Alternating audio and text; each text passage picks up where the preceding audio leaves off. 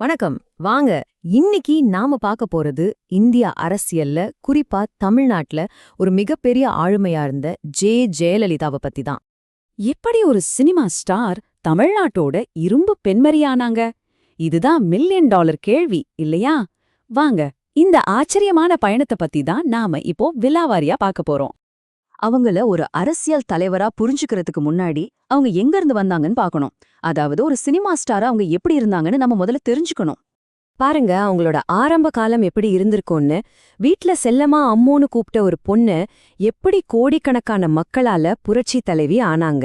நூற்றுக்கணக்கான படங்கள்ல நடிச்ச ஒரு சூப்பர் ஸ்டார், அதிலும் குறிப்பா அவங்களோட அரசியல் குருவான எம்ஜிஆர் கூட நடிச்ச அந்த 28 படங்கள், அதுதான் அவங்களோட அரசியல் வாழ்க்கைக்கு ஒரு பெரிய அஸ்திவாரமா அமைஞ்சது. இங்கதான் விஷயமே இருக்கு. அரசியலுக்குள்ள வந்த 2 வருஷத்துல பாருங்க, கட்சியில ஒரு முக்கியமான பதவி, அதுக்கப்புறம் நேரா ராஜ்யசபா எம்பி. இந்த வேகம் எதை காட்டுதுன்னா, அவங்க கிட்ட இருந்த அந்த கூர்மையான அறிவையும் அசாத்தியமான பேச்சாற்றலையும் தான். இதுவே அவங்களோட நிர்வாக திறமைக்கு ஒரு ஆரம்ப புள்ளி. சரி, அவங்க அரசியல் பயணம் இப்படி வேகமா போனாலும் அவங்களோட தலைமை பண்புக்கு உண்மையான ஒரு சோதனை காலம் வந்துச்சு. அது அவங்களோட குரு எம்ஜிஆரோட மறைவுக்கு அப்புறம்தான்.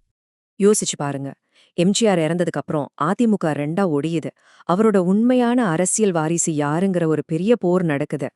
அந்த நேரத்துல ஜெயலலிதா தனிச்சு விடப்பட்டாங்கன்னே சொல்லலாம். அப்போ நடந்த 1989 தேர்தல்ல பாருங்க.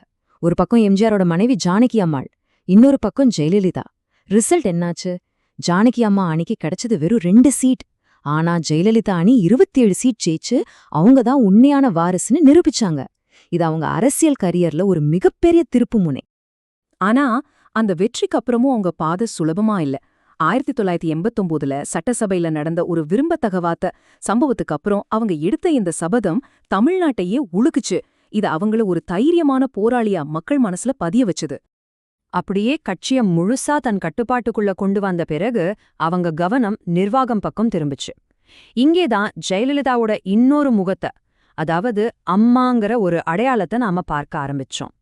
தொட்டில் குழந்தை திட்டம், அம்மா உணவகம், மாணவர்களுக்கு லேப்டாப், தாலிக்கு தங்கம், இப்படி அவங்க கொண்டு வந்த திட்டங்கள் எல்லாமே சாதாரண மக்களோட வாழ்க்கையில நேரடியா ஒரு தாக்கத்தை ஏற்படுத்துச்சு. இத்தனை பெரிய திட்டங்களை மாநிலம் முழுசா செயல்படுத்துறதுக்கு ஒரு அசாத்தியமான நிர்வாக திறமை வேணும் இல்லையா? இந்த திட்டங்கள்ல ஒண்ணு சர்வதேச அளவுல பேசப்பட்டுச்சு. அதுதான் தொட்டில் குழந்தை திட்டம்.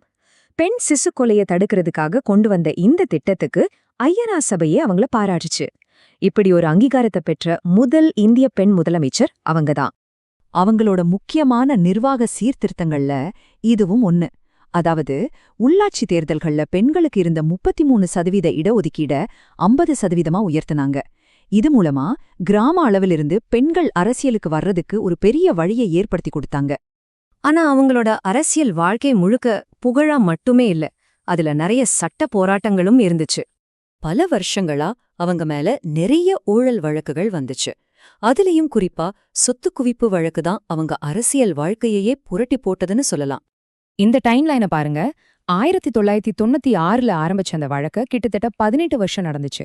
இடையில அவங்க குற்றவாளியை அறிவிக்கப்படுறாங்க, முதல்வர் பதவியை இழக்கிறாங்க, அப்புறம் விடுதலையாகி திரும்பவும் முதல்வர் ஆகுறாங்க. கடைசியா அவங்க மறைவுக்கு பிறகு உச்சநீதிமன்றம் பழைய தீர்ப்பை உறுதி செய்து ஒரு த்ரில்லர் படம் மாதிரி ஏகப்பட்ட ஏற்ற இறக்கங்கள். சரி, இவ்ளோ சர்ச்சைகள் ஒரு பக்கம் இருந்தாலும் இன்னொரு பக்கம் அவங்க விட்டுட்டு போன தாக்கம் ரொம்ப பெருசு. அத பத்தி இப்ப பார்க்கலாம். இத பாருங்க. 2011ல ஜெயிக்கிறாங்க, அப்புறம் 2016லயும் திரும்ப ஜெயிக்கிறாங்க. இது ஏன் ஒரு பெரிய விஷயம்னா, தமிழ்நாட்டுல 1984க்கு அப்புறம் ஆட்சியில் இருக்கிற ஒரு கட்சி திரும்பவும் ஜெயிச்சதே கிடையாது.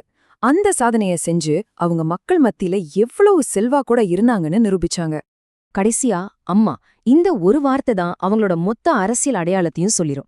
அவங்க கொண்டு வந்த மக்கள் நலத்திட்டங்கள் மூலமா அவங்க ஒரு பாதுகாவலர் மாதிரி பார்க்கப்பட்டாங்க. அதுதான் அவங்க மேல ஒரு அசைக்க முடியாத விசுவாசத்தை மக்கள் கிட்ட உருவாக்குச்சு. 75 நாள் ஆஸ்பத்திரி வாசம், தமிழ்நாடே அவங்களுக்காக பிரார்த்தனை செஞ்சது. ஆனா டிசம்பர் 5, 2016 அன்னைக்கு அவங்க மறைஞ்சப்போ தமிழ்நாடு அரசியல்ல ஒரு சகாப்தமே முடிஞ்சு போச்சு. அவங்க விட்டுட்டு போன வெற்றிடம் இன்னைக்கு வரைக்கும் இருக்கு. அப்போ ஜெயலலிதானா யாரு? அவங்க கொண்டு வந்த மக்கள் நல திட்டங்களா, இல்ல யாராலையும் அசைக்க முடியாத அந்த இரும்பு பெண்மணியின் ஆளுமையா? எது அவங்களோட உண்மையான அடையாளம்? இத பத்தி நீங்க என்ன நினைக்கிறீங்க?